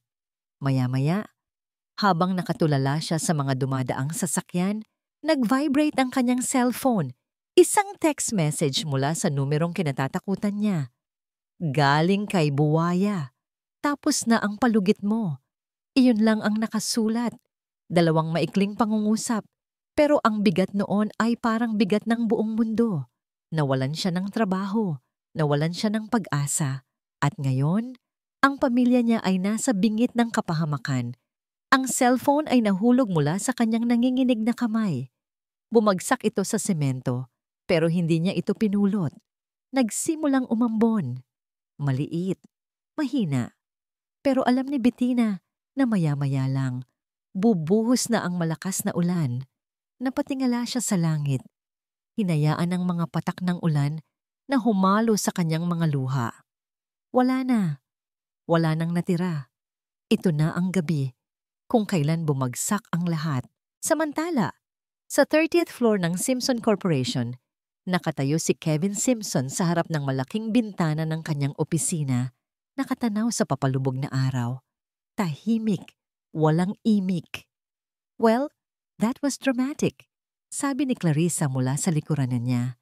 You did the right thing, Kevin.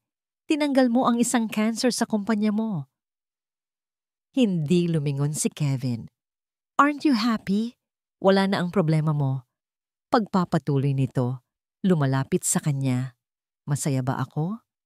Inaasahan niyang makakaramdam siya ng ginhawa, ang tagumpay. Pero wala. Ang tanging nararamdaman niya ay isang nakakabinging katahimikan, isang malawak at malamig na espasyo sa kanyang dibdib. Tumingin siya sa mesa ni Bettina sa labas. Bakante, malinis, maliban sa isang bagay, isang maliit na bote ng vitamin C. Hindi ito isinama, isang hindi maipaliwanag na kirot ang biglang kumurot sa kanyang puso. Umalis ka na, Clarissa. Sabi niya, ang boses ay walang buhay. What? But I thought we could celebrate. Sinabi kong umalis ka na.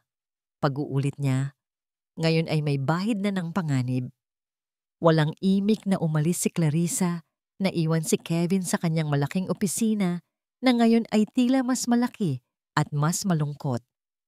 Umupo siya sa kanyang silya sa gitna ng dilim. Tiningnan niya ang tasa ng kape na iniwan ni Bettina kaninang umaga. Malamig na. Sa halip na makaramdam ng ginhawa, ang nararamdaman niya lang ay isang nakakatakot na pagkawala. Isang pakiramdam na parabang nagkamali siya. Isang napakalaking pagkakamali. Kinuha niya ang kanyang cellphone, hindi para tawagan si Clarissa, kundi ang kanyang private investigator. Hello, sabi niya nang sagutin nito ang tawag. May ipapagawa pa ako sa'yo. Huminga siya ng malalim. Imbestigahan mo ng mas malalim ang koneksyon ni Buwaya sa tatay ko. Lahat ng detalye, gaano man kaliit. At ayokong malaman niya na pinapaimbestigahan ko siya. Ang sumunod na mga araw ay impyerno. Para kay Kevin, ang opisina ay naging isang malaking, walang lamang na kuweba. Ang bagong sekretaryang pansamantalang pumalit, isang babaeng mahusay at may karanasan, ay ginagawa ang lahat ng tama. Ang kape ay laging nasa oras. Ang schedule ay laging perpekto. Ang mga tawag ay laging nasasagot ng propesyonal. Pero lahat ng yon ay mali. Ang kape ay walang lasa. Ang katahimikan ay nakakabingi. Ang bawat pagpasok niya sa umaga, inaasahan pa rin ng isang parte niya na makikita si Bettina sa mesa nito. Nababatiin siya ng isang magalang, pero matatag na, "Good morning, sir." Pero wala. Ang nandoon lang ay ang bakanteng espasyo na iniwan nito. Nagsimula siyang makapansin ng mga bagay-bagay na hindi niya napapansin noon. Isang maliit na sticky note na may sulat kamay ni Bettina, nakadikit sa ilalim ng kanyang monitor. Sir, paalala, 1 p.m., call with Mr. Tan. Huwag kalimutan, mainitin ang ulo niya pag late. Isang nakaayos na folder sa kanyang computer na may label na para hindi magulo ang buhay ni Sir. na naglalaman ng lahat ng madalas niyang hanaping files. Hindi lang ito trabaho para sa kanya. Inalagaan siya nito. Isang gabi, habang nag-overtime, hindi na niya natiis. Lumapit siya sa dating mesa ni Bettina. Binuksan niya ang isang drawer na hindi pa nalilinis. Sa loob, may isang maliit na notebook. Binuklat niya ito. Hindi ito notes para sa trabaho. Ito ay isang personal na ledger. Nakasulat ang bawat sahod niya, bawat gastos, at sa isang pahina, nakalista ang mga bayad niya kay Buwaya. Maliliit na halaga. Puno ng pagtitipid. Sa tabi ng bawat entry, may mga salitang nakasulat. Konti pa. Para kay tita. Kayanin mo to. Walang nakasulat tungkol sa pagkuha ng pera mula sa kanya. Walang plano. Tanging puro determinasyon at pag-aalala para sa pamilya. Isinara ni Kevin ang notebook. Ang puso niya ay parang pinipiga. Kasabay nito, nag-vibrate ang kanyang cellphone. Isang secured na email mula sa kanyang investigator, ang report na hinihintay niya. Binuksan niya ito. Ang mga salita ay tila lumulundag mula sa screen. Bawat isa ay isang sampal sa kanyang mukha. Ang report ay detalyado. Kinukumpirma nito na si Antonio Buwaya Flores ay matagal ng asset ng kanyang ama, si Ricardo Simpson, ginagamit para sa mga maruruming trabaho na hindi pwedeng madikit sa pangalan ng pamilya. At ang pinakamatinding revelasyon, noong 1999, ang kumpanya ay muntik ng malugi dahil sa isang masamang investment ni Ricardo. Para pagtakpan ito, gumawa siya ng isang pekeng iskandalo. Isang kwento ng corporate espionage at ang taong ginawa niyang fall guy ay isang batang empleyado na pinagbintangan nilang nagnakaw ng impormasyon. Ang pangalan ng empleyadong yon? Romeo Macamandag, ang ama ni Bettina. Pero hindi pumayag ang ina ni Kevin, si Elena. Alam nito ang katotohanan. Nagbanta itong ibubulgar ang lahat. Kaya gumawa ng paraan si Ricardo. Ginamit niya si Buwaya para takutin si Elena. Binigyan niya ito ng isang masakit na pagpipilian. Pirmahan ang divorce papers, umalis ng walang dala kahit isang kusing. At manahimik habang buhay o mapapahamak hindi lang siya, kundi pati na rin ang nag-iisang anak niya, si Kevin. Pinili ng ina niya na protektahan siya. Umupo si Kevin, hindi makahinga. Ang buong buhay niya ay isang kasinungalingan. Ang galit niya sa kanyang ina, ang paniniwala niyang inabandona siya nito, lahat ay isang malaking, masalimuot na palabas na isinulat ng sarili niyang ama. At si Bettina, ang pamilya nito, ay biktima rin pala ng kasakiman ng kanyang ama. Noon pa man, hindi sila magkaaway. Sila ay dalawang taong sinira ng iisang tao. Ang galit niya ay nawala. Napalitan ito ng isang matinding pagsisisi. Isang sakit na mas matindi pa kaysa sa naramdaman niya noong bata siya. Dahil noon, isang inosenteng bata lang siya. Ngayon, siya na ang gumawa ng kasalanan. Siya ang humatol. Siya ang nagparusa sa isang taong inosente. Tumingin siya sa litrato ng kanyang ama na nakasabit sa dingding ng opisina. Ang imahe ng isang taong nirerespeto at tinitingala niya ay nabasag, naging abo. Kinapa niya ang kanyang cellphone. Nanginginig ang kanyang mga kamay habang nagda-dial siya. "Hello," sabi ng investigator sa kabilang linya. "Hanapin mo siya," sabi ni Kevin. Ang boses ay basag. "Hanapin mo ang nanay ko, Elena Simpson. Kailangan kong malaman kung nasaan siya." Pagkatapos ng ilang sandali ng katahimikan, sumagot ang investigator. "Actually, sir, nauna ko na pong ginawa. Kasama sa huling pahina ng report na ipinadala ko." Dali-daling binuksan muli ni Kevin ang email. Scroll, at nandoon nga. Current address of Elena S. Reyes, formerly Simpson, Barangay, Pagsikat, San Pablo, Laguna. Isang tahimik na probinsya, isang simpleng buhay, malayo sa lahat ng gulo at kasinungalingan ng Maynila. Tumayo si Kevin. Kinuha niya ang susi ng kanyang sasakyan. Wala na siyang pakialam sa trabaho. Wala na siyang pakialam sa kumpanya. Isa lang ang nasa isip niya. Kailangan niyang itama ang lahat. Ang biyahe papuntang Laguna ay tila isang paglalakbay sa ibang panahon. Habang papalayo si Kevin sa magulo at matrapik na syudad, unti-unting napapalitan ang mga nagtataasang gusali ng malalawak na bukirin at mga puno. Ang hangin ay naging mas malinis. Ang buhay ay tila mas mabagal.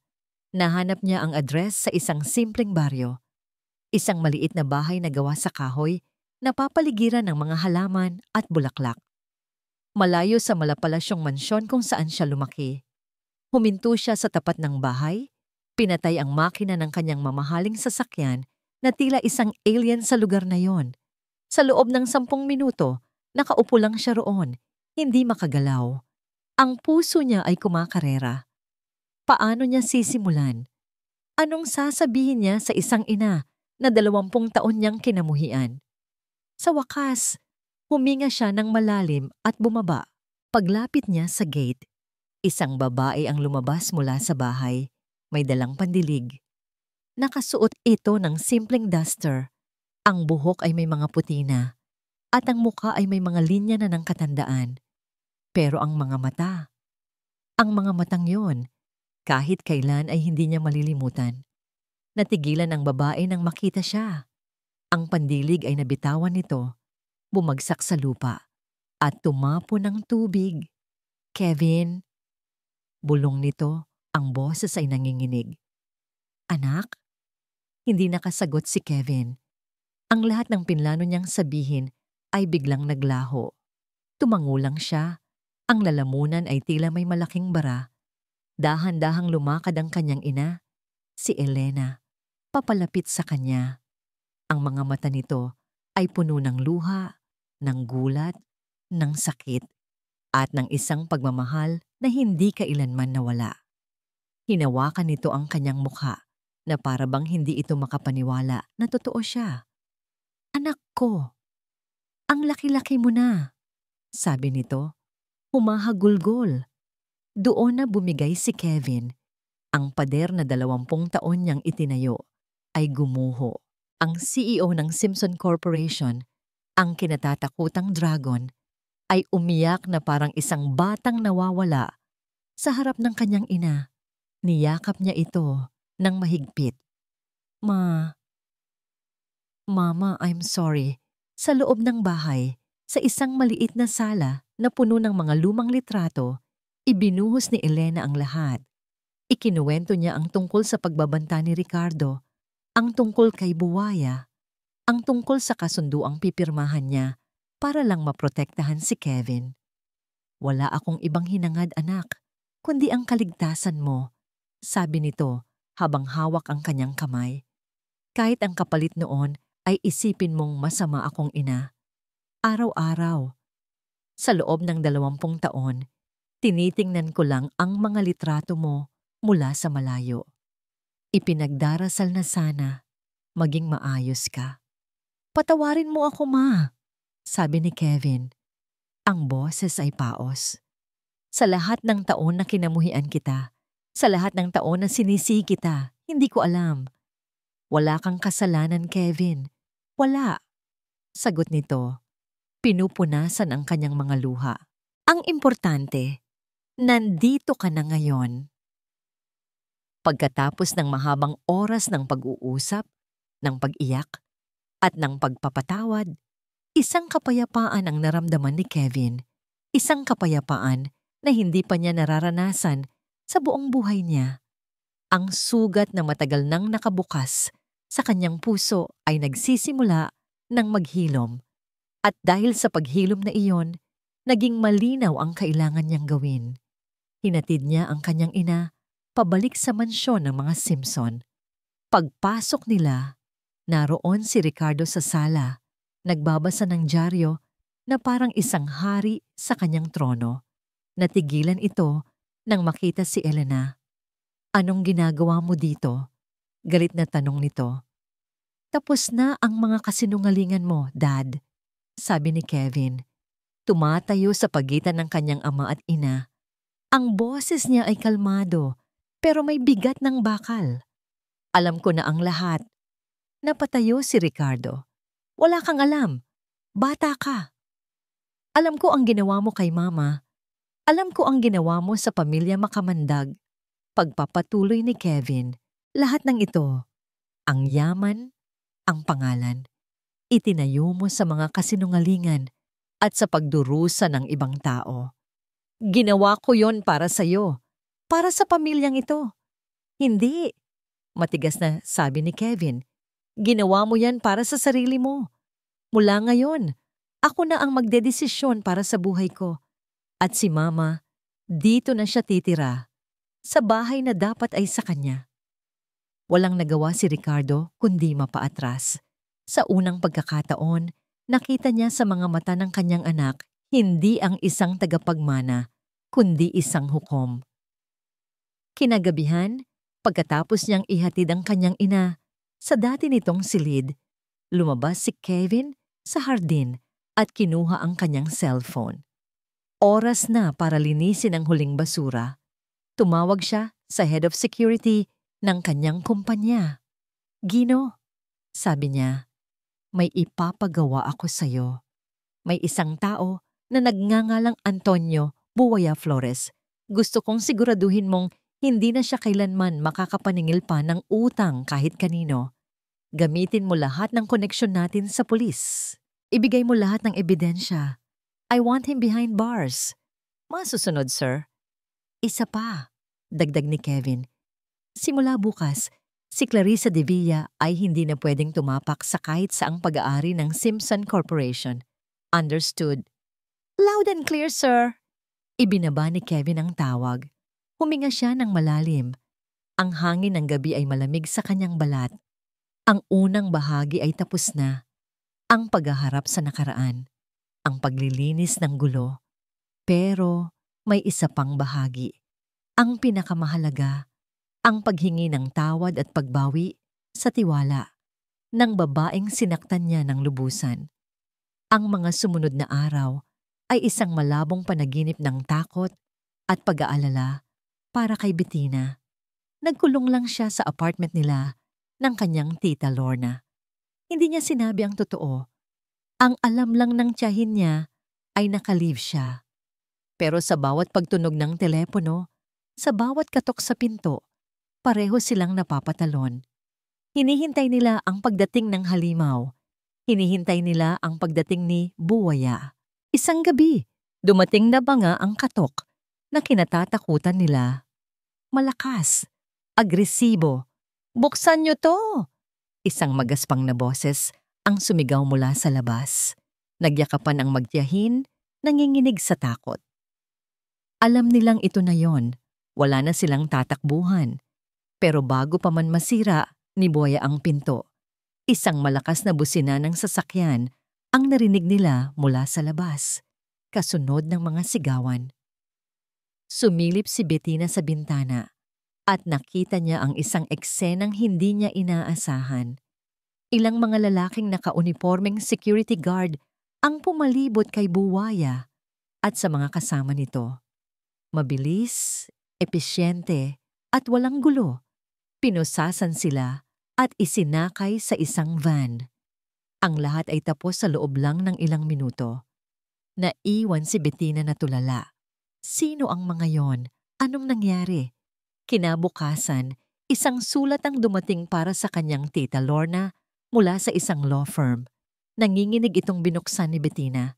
Ang nakasulat doon ay halos ikahimatay nilang dalawa. Isang anonymous benefactor daw ang nagbayad ng buo sa kanilang pagkakautang. Hindi lang iyon. May kasama pa itong kasunduan na nagsasabing si Antonio Buwaya Flores ay hindi na maaaring lumapit pa sa kanila habang buhay. Tapos na. Ang problemang halos sumira sa kanilang buhay ay bigla na lang naglaho na parang bula. Pero sino? Sino ang taong may ganitong kapangyarihan at pera? Isang pangalan lang ang pumasok sa isip ni Bettina. Pero imposible. Bakit naman niya gagawin yon?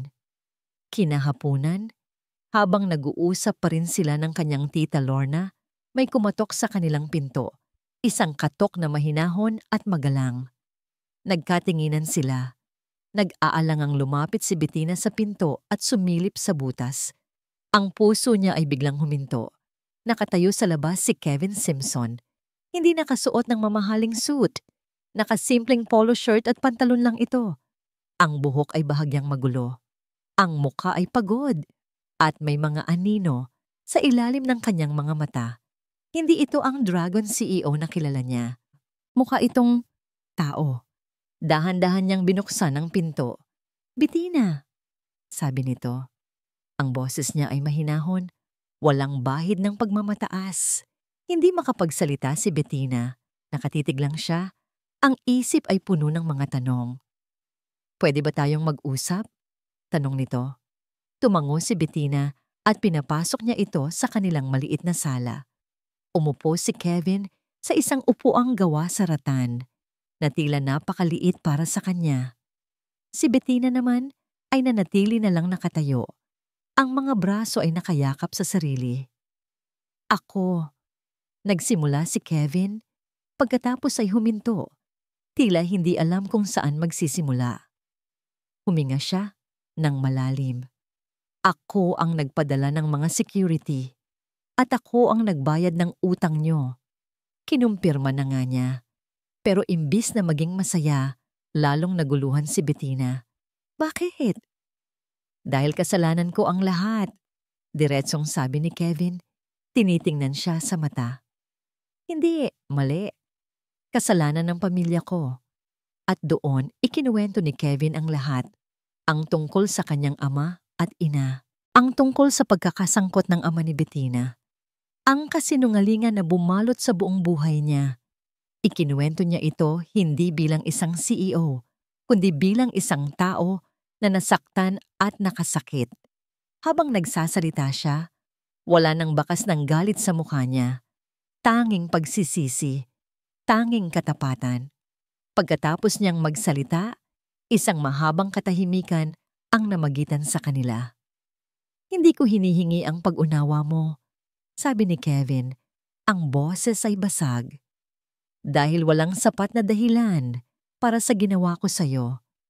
Hinusgahan kita, sinaktan kita, ginamit ko ang sarili kong sakit para saktan ka, at iyon ang pinakamalaking pagkakamali ng buhay ko." Tumayo siya.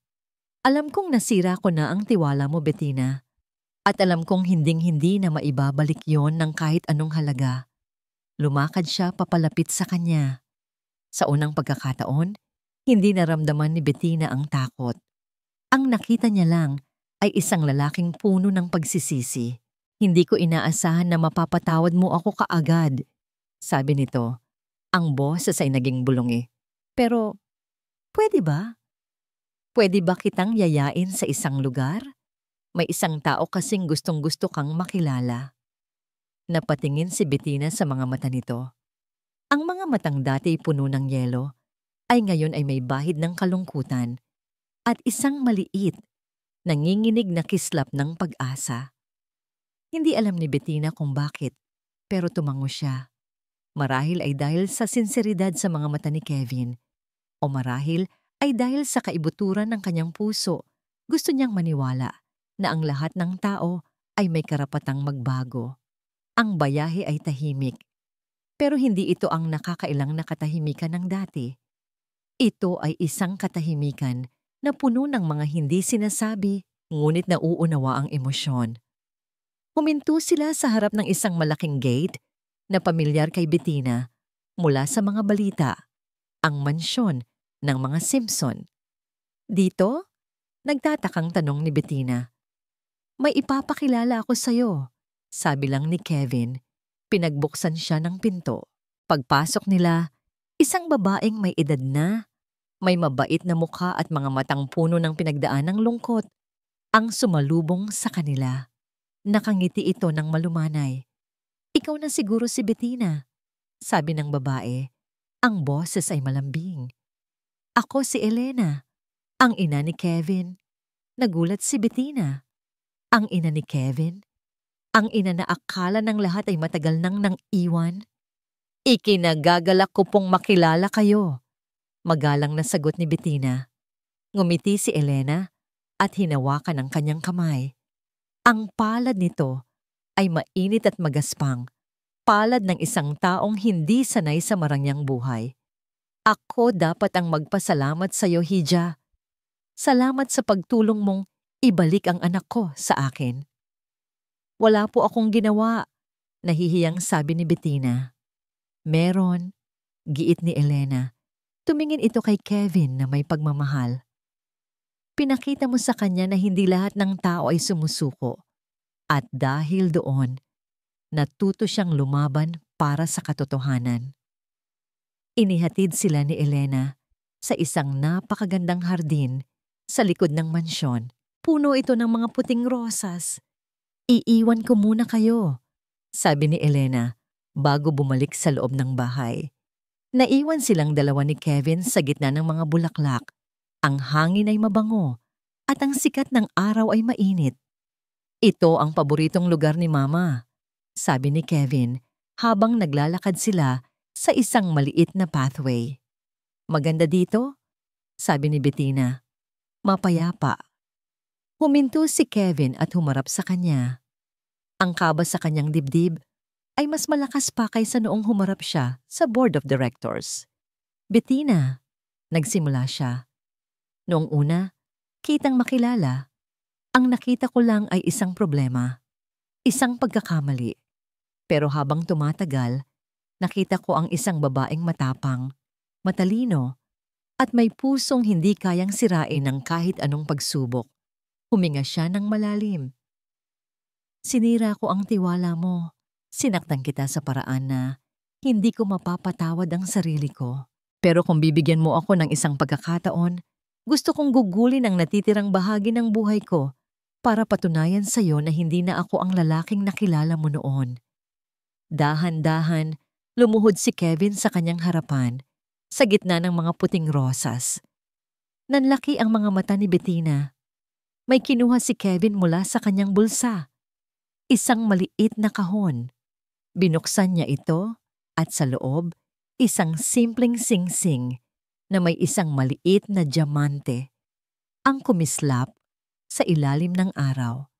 Hindi ito isang engranding proposal na tulad ng sa mga pelikula. Sabi ni Kevin, ang boses ay nanginginig sa unang pagkakataon. Dahil hindi mo kailangan ng engranding mga bagay. Ang kailangan mo ay katotohanan. At ang katotohanan, Bettina Makamandag, ay mahal kita. Ang tatlong salitang iyon ay tumagos sa puso ni Bettina na parang musika. Mahal kita, hindi dahil perpekto ka, kundi dahil sa lahat ng imperfection mo, nakita ko ang taong bubuo sa akin. Will you marry me, Bettina? Hahayaan mo ba akong itama ang lahat ng pagkakamali ko at mahalin ka habang buhay? Tumingin si Bettina sa lalaking nakaluhod sa kanyang harapan. Hindi na ang Dragon CEO, hindi na ang halimaw, kundi si Kevin. Isang lalaking nasaktan, nagkamali, pero natutong harapin ang katotohanan at humingi ng tawad. Ang mga luha na ngayon ay tumutulo mula sa kanyang mga mata ay hindi na luha ng sakit o takot.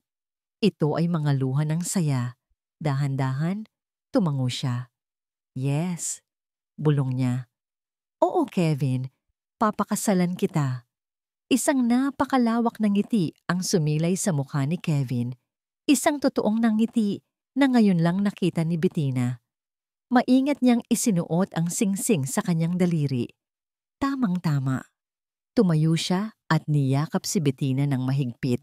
Sa di kalayuan, mula sa bintana, nakangiting pinapanood sila ni Elena. Ang mga mata ay puno rin ng masayang luha.